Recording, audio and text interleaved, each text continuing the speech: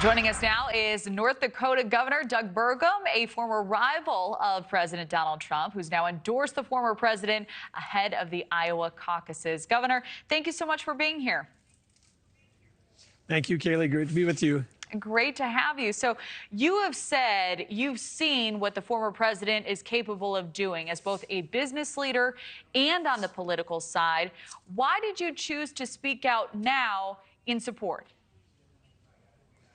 Well, I supported Donald Trump in 2016. I supported him in 2020. I was here caucusing for him in 2020. This is an easy decision. Our country right now under Joe Biden is headed in the wrong direction on economy, energy, and national security, the three things that are interrelated that touch every American. And the person that's most and best equipped to be able to lead this country in the right direction is Donald Trump. So this was an easy decision.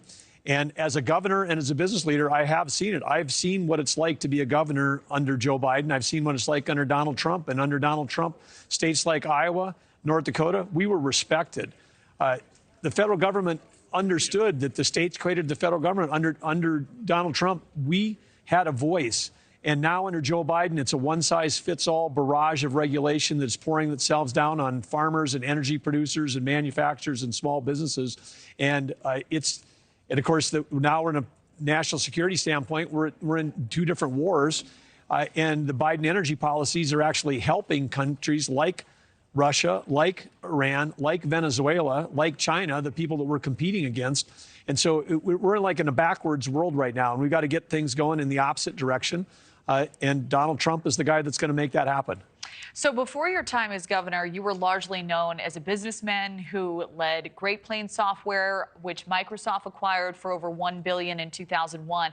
How has your business experience helped you in your quest to lead the state of North Dakota? And why do you believe those skills are so critical when it comes to running not only one state, but the country as a whole?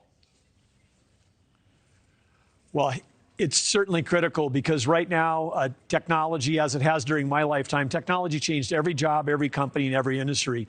And now you throw in the advances that are going on with artificial intelligence, and that is just accelerating.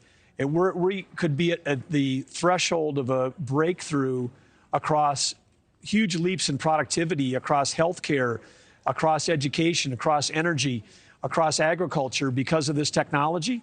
And most governments are just stuck. They're stuck in silos. They're stuck in old technology. They're stuck in sort of, 9 to 4:30, 5 days a week when we've got to be delivering services 7 by 24, whether it's education, healthcare, whatever it happens to be. And so we really need to have business leaders. Donald Trump's worked in the private sector most of his life. We have other candidates that have never, Joe Biden's never created a job in the private sector. He's never worked in the private sector.